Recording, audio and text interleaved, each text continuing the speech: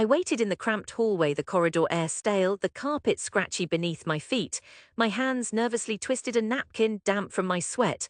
When my name was called, my legs jerked me to standing and I nearly stumbled. There was laughter inside, not at me, at least not yet, but the sound spiked my nerves. I pushed open the door, the panel barely glanced up. Parisian light struggled through thick curtains, leaving everything in heavy shadow. The smell was sharp. Old coffee and worn leather. Professor Morin, the department dragon, cleared her throat and peered over her glasses. "Sit, Edward," she ordered, stern and abrupt. I sat on the edge of my chair, heart hammering.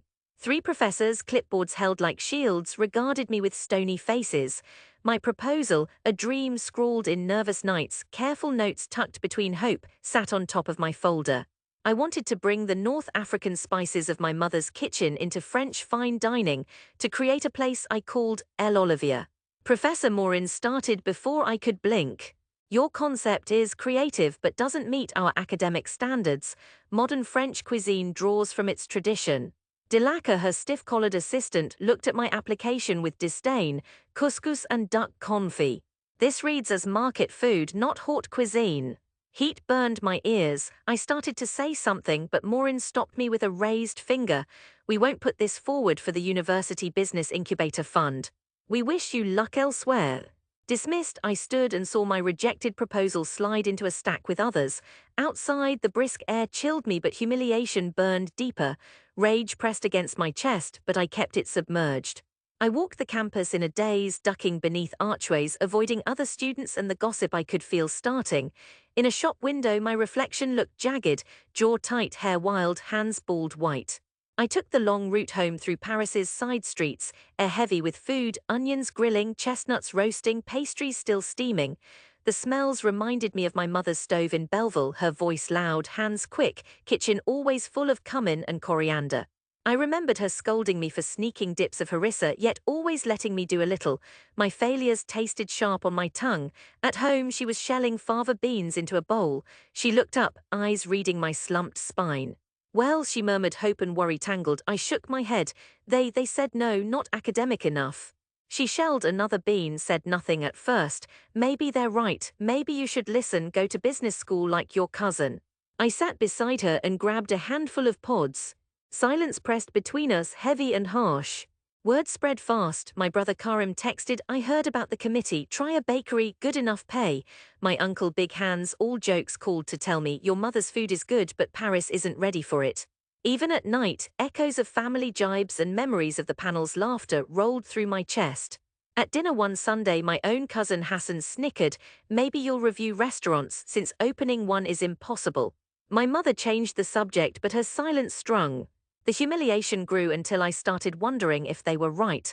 Still, each morning anger fueled my feet out of bed. Something in me refused to yield.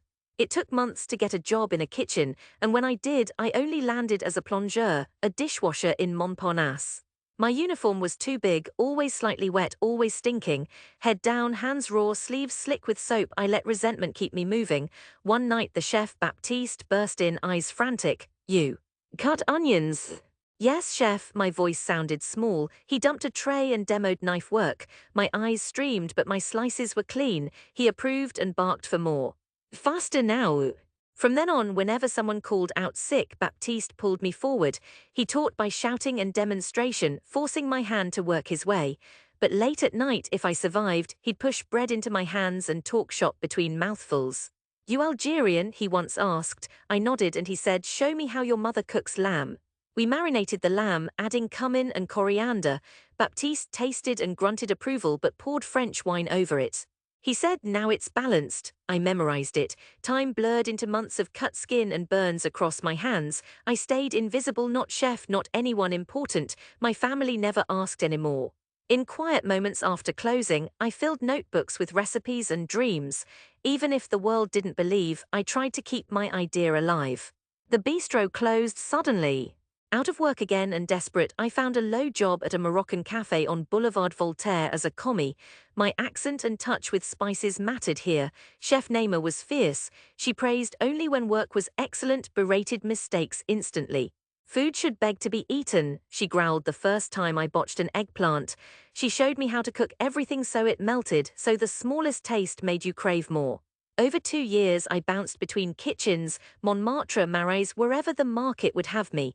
Sometimes I slept on friends' sofas, sometimes on crates in the storeroom. I entered cooking competitions, winning occasionally, failing more often. Parisian chefs never hid their skepticism. My surname alone closed doors, my own family stayed silent. Most nights the doubt was loudest. Still, the kitchen let me disappear. The knife, the flame, the spices kept the worry smaller. Evenings with Naima taught me that resilience is its own ingredient. One thick summer evening, Naima said, "You're ready for your own kitchen. Don't stay here." She handed me an address of a friend with a new bistro near Bastille looking for a chef. At my trial, nerves and sweat almost broke me. My hands fumbled. The food was good, but not my best. The owner, Esther, saw something and called the next day. "You start Monday. Couscous goes on the menu. Surprise me after that." It was the opening I needed. Esther's bistro was my laboratory. Each night my notebooks turned to reality, a dish at a time. Lamb slow-cooked in Pinot Noir, preserved lemons whipped into butter, carrots roasted with honey and coriander. Sometimes experiments failed, sometimes they stunned. Regulars came for seconds. Esther smiled at receipts. I felt the city warming to me. I lived inside the kitchen, felt the steam in my bones, fell asleep counting plates and sauces. But the old dream nagged. One night, staring at numbers and menus and rent prices, I realized I was ready to open my own place. Finding a Paris location was hell. Rent could kill a dream in minutes. But I scraped together every euro, borrowing from Esther and Naima, even old customers, pawning anything left from family. COVID had emptied so many storefronts that finally a narrow place in the 11th came open, a crumbling shell between a tattoo parlor and a shop selling candles. The kitchen was tiny, the oven temperamental. Still, touching the counter, I felt certainty spark through me. I painted the walls myself, olive green. I hung my mother's old copper pan by the window. The menu was spare and honest. 3 starters, 3 mains, 2 sweets. Each told a piece of my story. Opening night, I fed everyone who'd helped me. We crammed into the small room with mismatched chairs, eating lamb with apricots and toasting with cheap sparkling wine. I called it El Olivier, just as I'd once dreamed. For the first weeks, the tables mostly sat empty. Only a handful of tourists and my mother came. She ate quietly in the back, measuring every bite, finally whispering, "It tastes like home." A month in, a food blogger found us. "A love letter to 2 kitchens, North African and French, worth crossing Paris for," the post said. I laughed until I cried. Within months, the dining room filled up each night. Word of mouth grew, then Le Figaro sent their critic. After he left a note on the bill, courage rewarded. The next morning, a line formed before noon. Family called as the news spread. My mother's first question, "Really serving couscous to Paris critics?" When I said yes, she only hummed. Karim messaged, "They're calling you the couscous king." My uncle demanded steak next time. 4 years after rejection, the university sent a letter inviting me to give a demonstration to the students and faculty. Morin signed it. I laughed reading it, but old bitterness stirred. The morning of the event, I pressed my uniform. Old nerves shadowed every step. The university kitchen was clean but cold, filled with unfamiliar knives, unfamiliar faces. Professors drifted past with polite greetings. Delacre stopped me. "Do you ever cook French food?" he asked, half smiling, half taunting.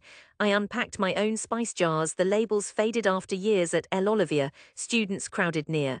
Professor Morin arrived last, eyes sharp. "For the demonstration," she prompted, not quite masking her curiosity. "Duck breast rubbed with coriander and cumin on saffron couscous, finished with a red wine reduction." It was the concept they'd mocked before. She nodded, face still unreadable. I cooked steadily, every motion deliberate, fat sizzling, the floral smell of saffron rising. I basted, let the meat rest, fluffed couscous, shimmered the sauce and plated carefully. Golden grains, pink duck, green flecks. Maureen tasted first, slow and methodical. She set her fork down and the room went silent. Finally, she said softly, "This is what French cuisine could be." I was wrong. Heads nodded. Students scribbled, even old Delacre applauded. At that moment, every word of rejection and family doubt went quiet. After the crowd thinned, Maureen shook my hand. "You have our respect, chef." I could only smile. "I always had it, I just had to prove it to you." Walking through Paris as dusk fell, the sky burned gold and blue. I cut through Belleville, past the old corners and open windows and the graffiti that never faded. The city felt small and wide all at once. At home, my mother sat with beans in her lap, the TV flickering with news about the restaurant. She looked up, worry and pride mixing on her face. "So, did you show those professors?" I shrugged. "They cleaned their plates." She pulled me to the table and handed me a plate of lamb and rice, fragrant with her own blend of spices.